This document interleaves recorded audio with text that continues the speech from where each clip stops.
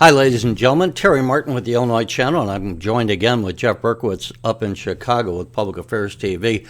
And Jeff, what a crazy time we have here.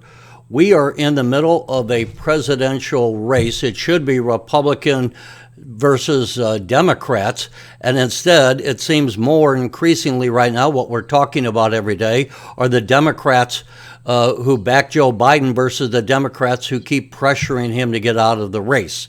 And that's what you and I are going to be taking a little bit of a look at. One thing we're going to be talking as we speak on July the 12th, Friday. Last night, we heard Joe Biden give an address for about an hour. It was not like we saw him in the debate where it was an embarrassment, which triggered those calls for him to be resigning. Let's quickly take a small clip of the president who spoke for an hour without a teleprompter, and basically, for Joe Biden at least, had a fairly good night. Want to invest in China, you have to have a 51% Chinese owner. You have to make sure that you do by their rules. And you don't have the authority, and you have to provide all access to all the data and information you have. There was a while there, as you recall, the last administration and other administrations, where the access to that market was enticing enough to get companies to come in. And I should have said before introducing that the president there showed that he was lucid enough to be talking about trade with China and that he knew some of the details. He wasn't stammering, although he did make some mistakes. But Jeff, where we are in this weird presidential race, what is your take? It's a very low bar that the Democrats have set for Joe Biden. His team has done a very good job of that, along with Republicans setting a very low bar. You know, they almost could forget that just before the debate, just before the press conference, he was introducing Zelensky from Ukraine. And he talked about the courageous and admirable, paraphrasing, description of Zelensky. And then he says, and here it is, I'm introducing Vladimir Putin, okay, instead of Zelensky, okay? So that was the news. Look, he's going to do this. These are not gaffes. That's the point. We can play doctor for a minute or two. And I almost did it myself.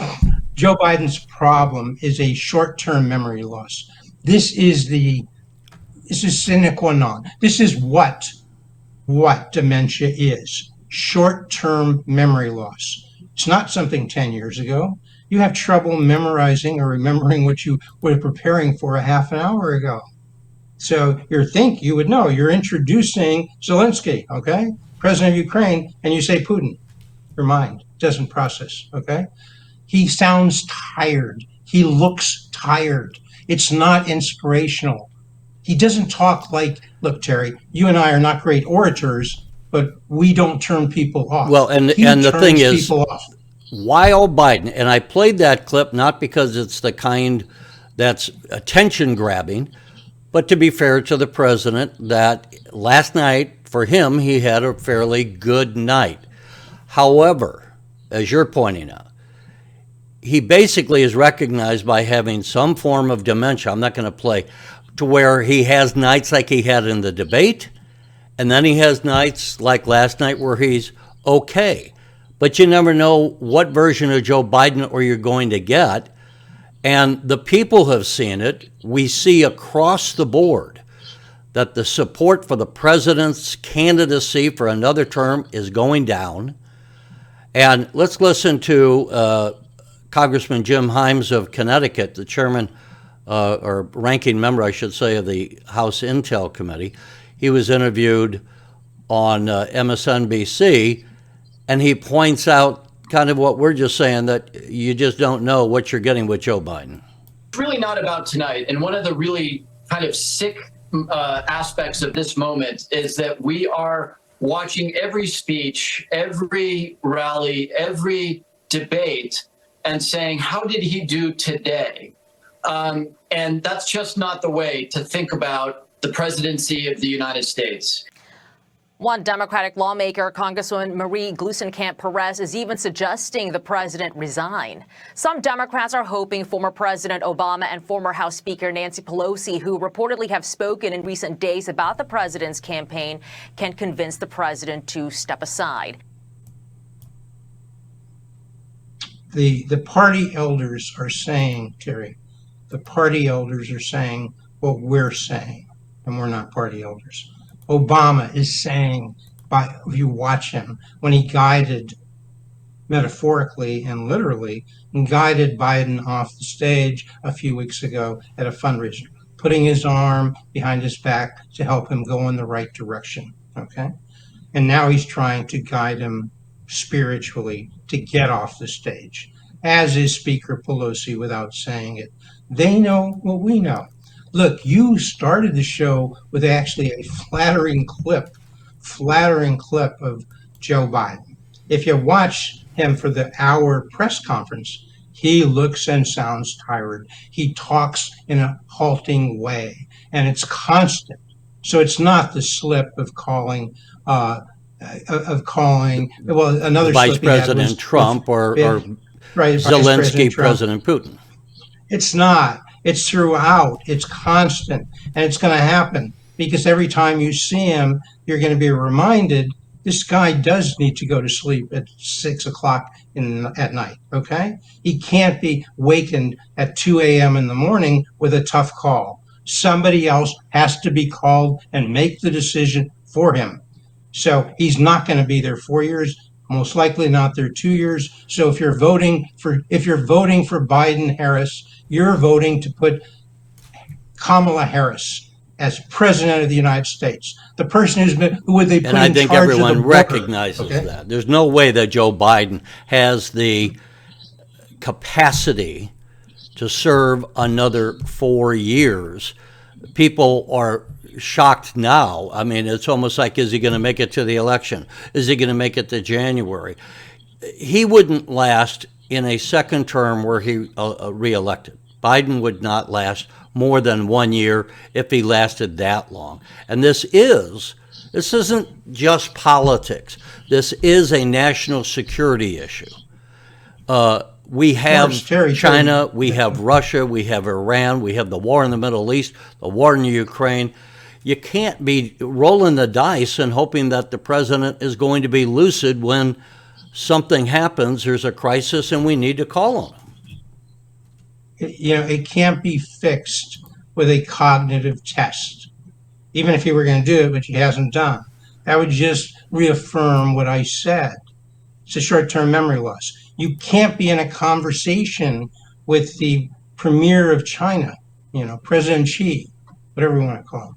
You can't be doing that and have a short-term memory loss, and now you think, oh, it's not Xi, it's some dead guy from 50 years ago. You can't do that. They won't respect that, okay? And they don't respect it now. You should be praying every night we get to January 20, because the Chinese know this. If you're going to go for Taiwan, I would say do it. Either do it now, do it between November 5 and 20. Well, my point is he doesn't know the issues. He can't discuss the issues. You can't rely on him. And let me say, and that's why we have now 17 Democrats calling for Biden to withdraw. And of those 17, 3 of those are House members from Illinois.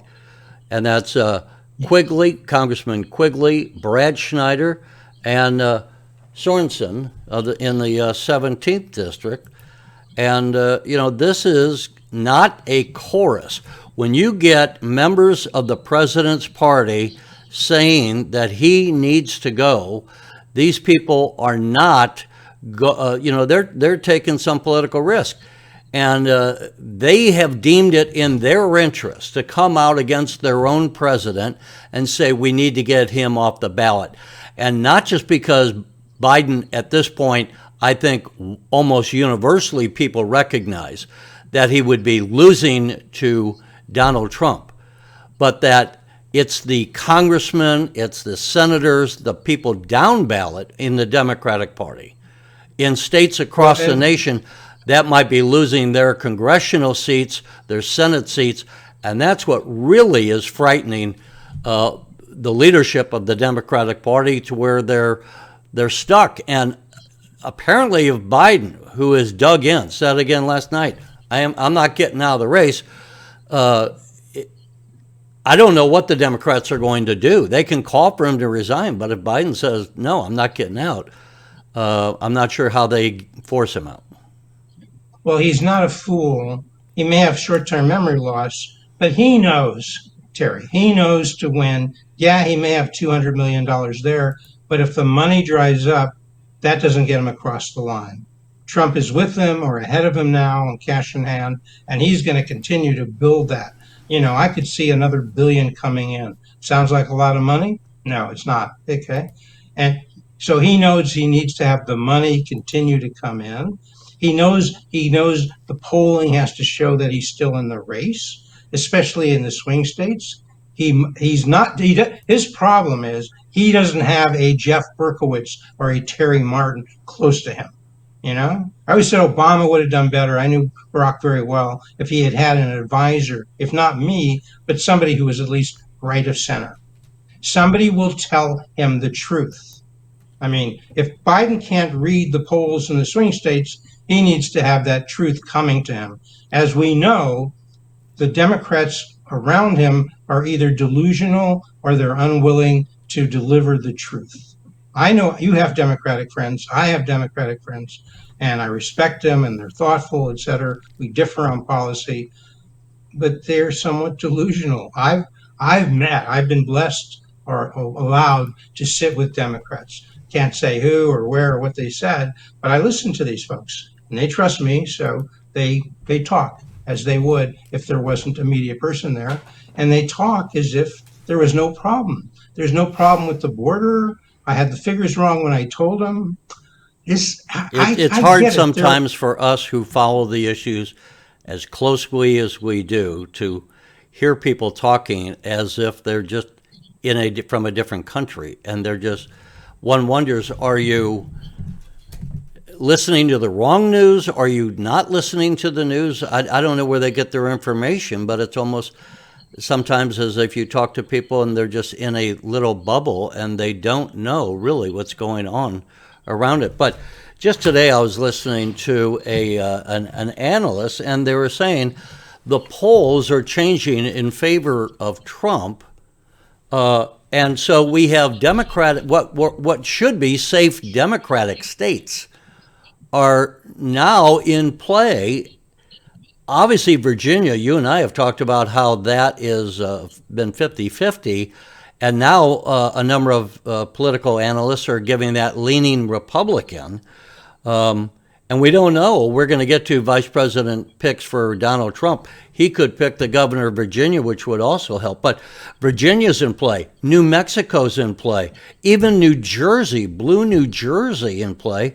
And I don't think Trump would carry New York, but polling shows that Trump is within like 6% of Biden in New York. He should not be anywhere near that. And again, where that impacts is not in the Electoral College, but down ballot, those congressional seats that the Democrats could lose. Terry, 2 points.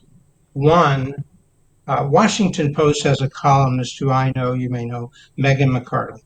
And Megan said just in the last few days, what she said, what we need in our building, I think she was talking about WAPO, the Washington Post building, but she could have been talking more broadly about what the Democrats need, and they never have, a conservative voice.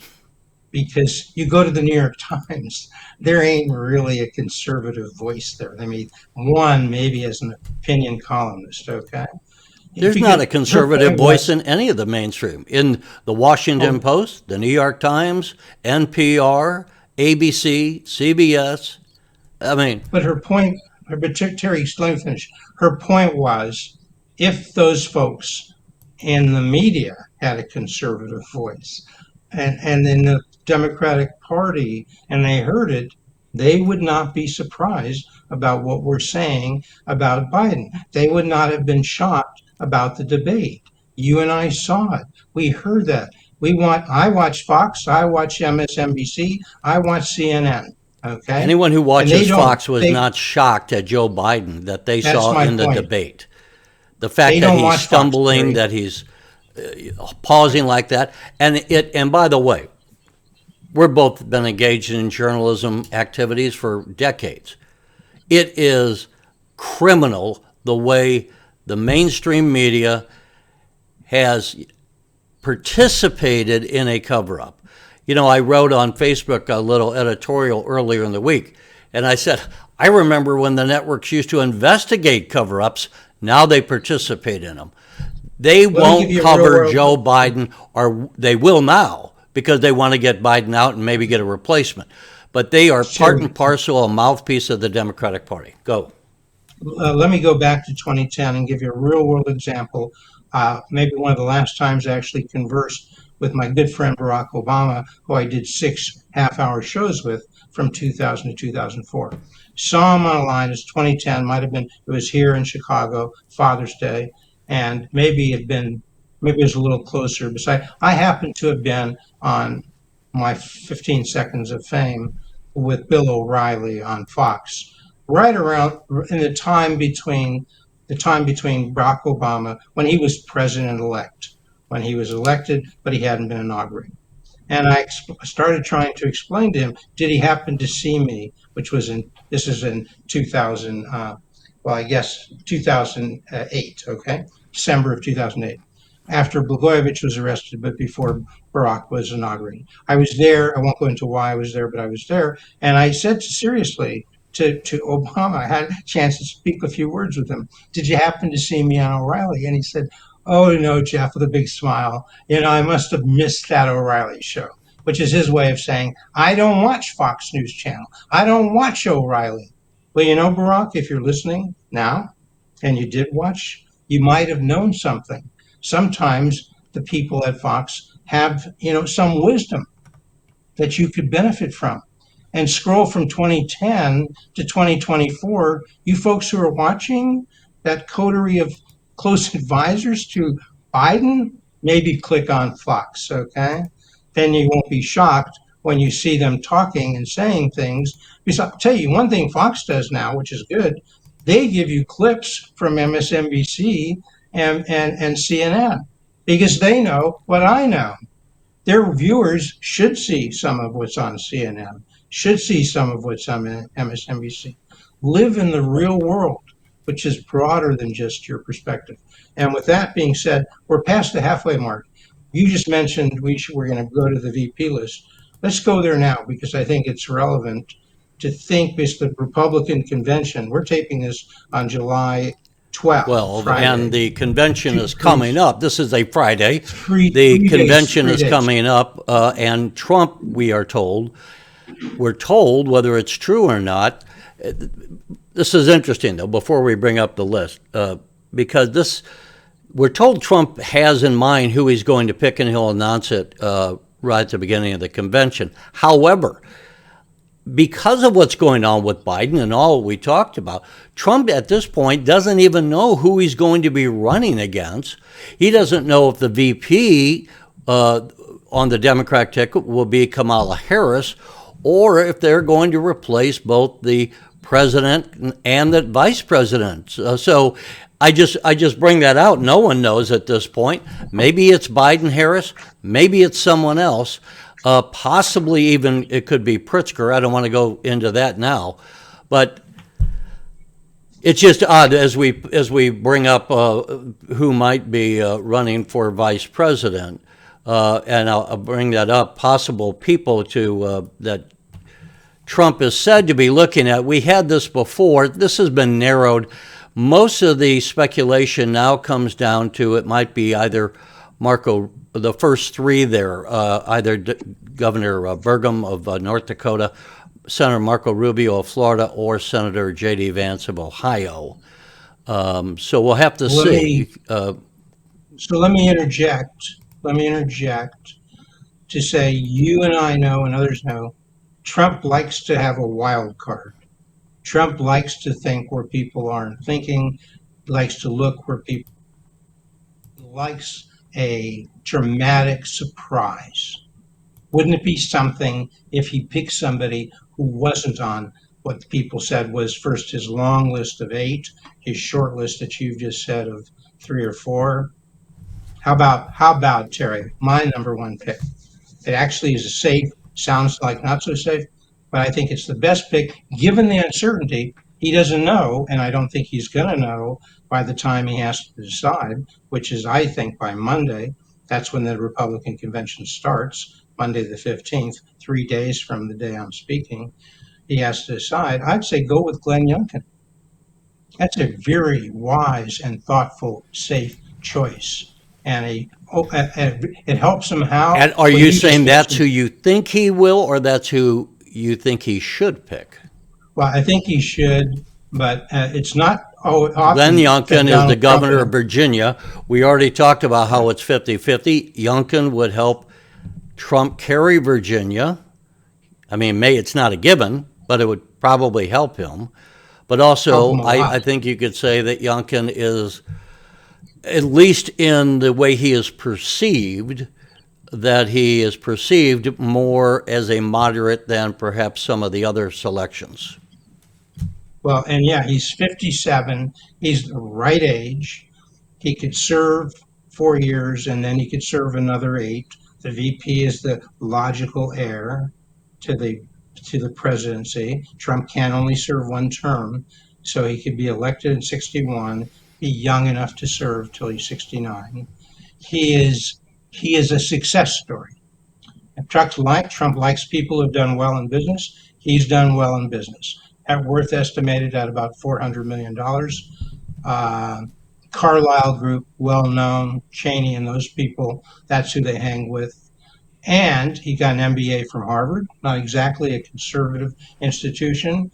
And he's run and done well when he was a candidate 2 years ago, well respected, was not. And he defeated the former governor of Virginia.